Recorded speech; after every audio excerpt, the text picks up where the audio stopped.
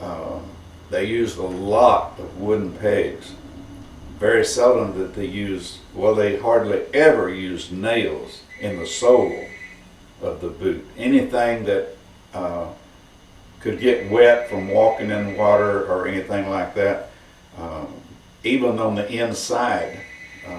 A lot of boots, especially now that are built in factories, where they used wooden pegs back then, they use nails now, and the sweat from your feet will make those nails rust, and it'll deteriorate the leather, and the boot will be destroyed from the inside a lot sooner than with a wooden peg. You don't get the rust, and so they would peg on the underside, on the inside, the heels. When they stacked the heels, they would use a long, it wasn't actually a nail, it was just a piece of metal, a small piece of metal, and about 3/4 of an inch long. And they would use that on the inside, but when they got close to the outside, they would start using the wooden pegs. The steel rods was just to steady it from the inside. So watching the boot makers was real interesting. Of course, anything leather I was interested in. But I didn't have a whole lot of chance to watch them because the whites, they kept me pretty busy. I was the only one that made belts. I tooled for the one saddle maker. I made belts. I made headstalls and breast collars. Any project that come in that needed to be worked on, leather, well, other than a saddle and boots, I was the one that did it. I left somewhere along here. I went to work for a young man called Billy Forrester. He had a little saddle shop, just him, across, it was on Exchange Avenue across from Letty's. And he had worked for Letty's at one time, and I guess for a good while, building saddles. And his wife's dad offered to help him get started in a saddle shop of his own. So they rented the building, and they got the equipment and everything in, and he did pretty good for a while. And it seemed like after a while things just kind of started falling off, and he didn't have enough money behind him to weather the storm, you might say. And so he I think I quit before he had to lay me off. I knew that it was getting close, and I belonged to the Texas National Guard, and they had been talking to me to go to work full time for the Texas National Guard in a maintenance shop. My job in the Guard was working on small arms, artillery, weapons. We worked on everything from 22 rifles to 155 millimeter Hauser artillery. And so they asked me, they had an opening, and I guess Mr. Cameron, the guy that was over the arms shop, thought I could do it. So I decided things was getting low at Forrester's. I decided to go ahead and take that job, and it was a pretty good paying job, a lot better than I was making working with leather. And I worked for him for, I don't know, 5-6 years.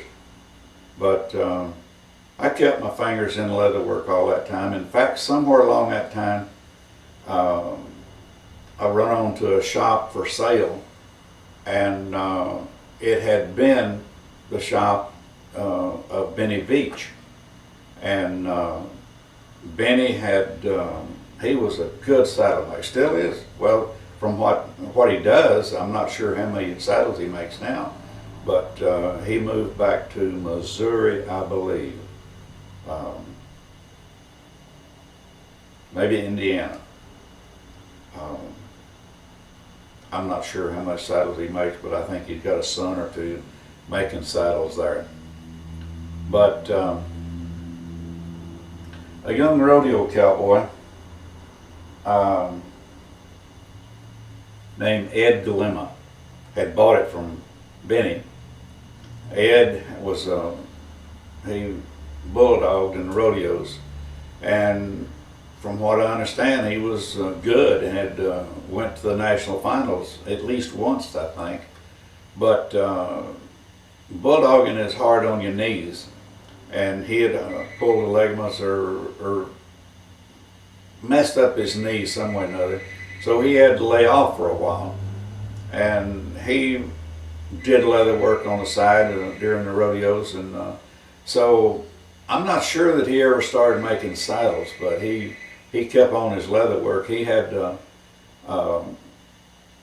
little case about that long and about that wide and about that high with a zipper across it and a handle on each side, kind of like a men's shaving, oversized shaving kit or something like that. And the rodeo cowboys, that was just what they needed to carry their stuff in. They traveled pretty light most of the time. And so he made a lot of those.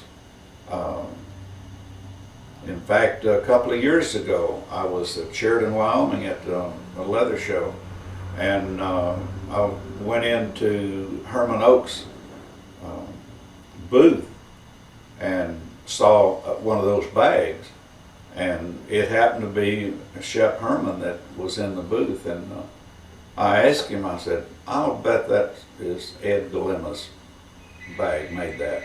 He said, yeah, you're right. I said, well, where is he at now? And he said he was still in Texas. And I think that, I heard that he's making skid boots now and doing real good. Said whoever was, a friend of mine was telling me that they were the best that you could get right now, and a lot of the calf ropers were using them. They were real popular. So I guess Ed is doing pretty good, and I'm glad. Anyway, when Ed decided to get out of it, well, he sold it to a young man. What was his name? Wayne Bowerman, Wayne Bowerman. And he had a buddy that was somewhat of a saddle maker, and so they went in together and bought the shop from Ed. And they didn't do very good. And I think there was some problems between them.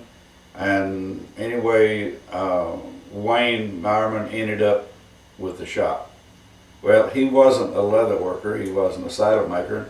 I think that just looking at it and from what I saw, I don't know this for a fact, but I kind of felt like that Wayne had furnished the money to buy it, and then the other guy was going to make the money.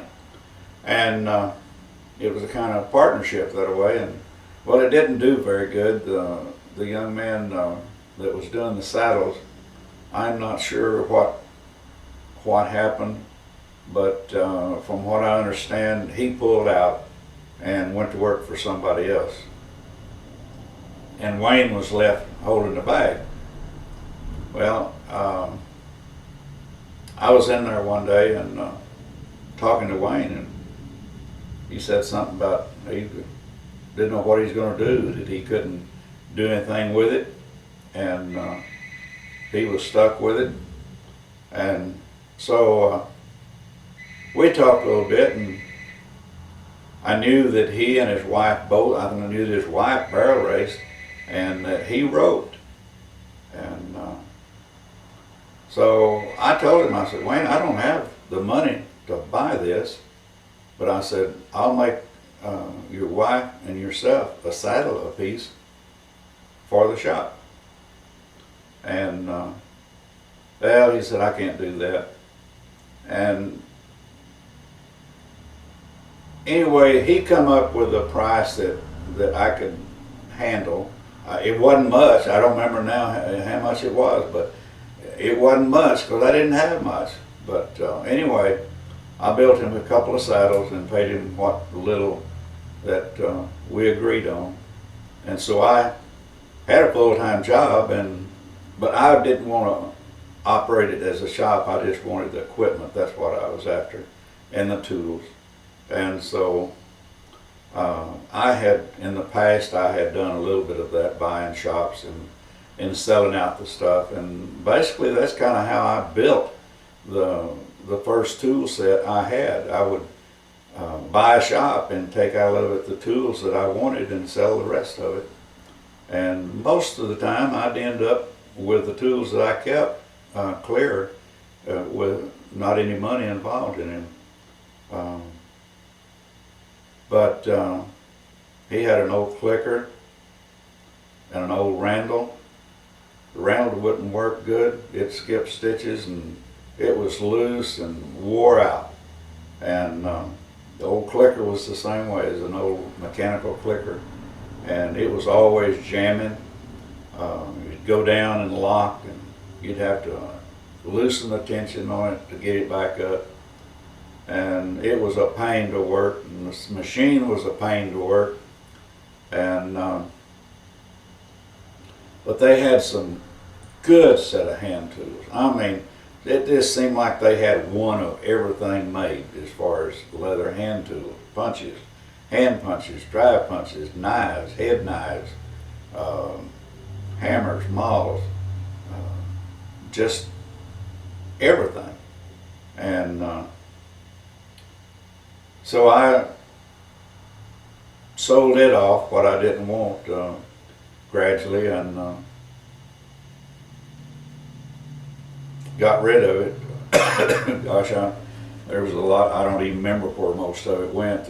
I was just trying to think the other day what happened to the sewing machine, because those usually, even one wore out like that, well, if somebody had a little bit of money, they could have it rebuilt. The story was that Benny had found this machine in a garbage dump behind some big factory, and took it, worked on it a little bit, and got it. And it would take spells where he would sew maybe a skirt without skipping a stitch. That was really pushing it though. But most of the time it was just, I mean, you just have to chug along with it, and when it missed the stitch, it'll stop and back up and pick it up, go a little bit further, but it was better than hand stitching, so that's the only reason it was kept around. It was faster than hand stitching. And about that time, I didn't like to hand stitch. I didn't want no part of that. But I still learned to hand stitch some. And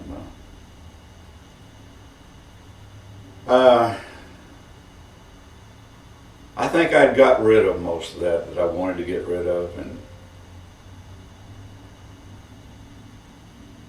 the Texas National Guard got called to active duty during the Berlin crisis, and they sent the 49th Armored Division, the division I belonged to, and sent us with another couple of 3 units to Fort Polk, Louisiana. And boy, that was an experience. We went down there, and at that time I was a sergeant in charge of a mess hall, and loosely we were called mess sergeants. We went down there, and the base had been in pickle In other words, it had been inoperative for several years. They had closed it down, unhooked all the water, unhooked all the gas. Any pipe that didn't have something hooked to the end of it was capped with tape. And when the Army shut something down, man, they shut it down to keep it good. But we went in there and we was the first people in, so we had to do a lot of putting together, repairing, getting things back to shape. And of course, being an armament platoon that I was in, we also were responsible for making sure all of the equipment that was going to be issued to the units. We had to go through all the tanks, all of the artillery pieces, make sure that the weapons were operable and working. And they did bring us in some help. I think they were civilians. But I still kept on doing a little bit of leather work, even through there.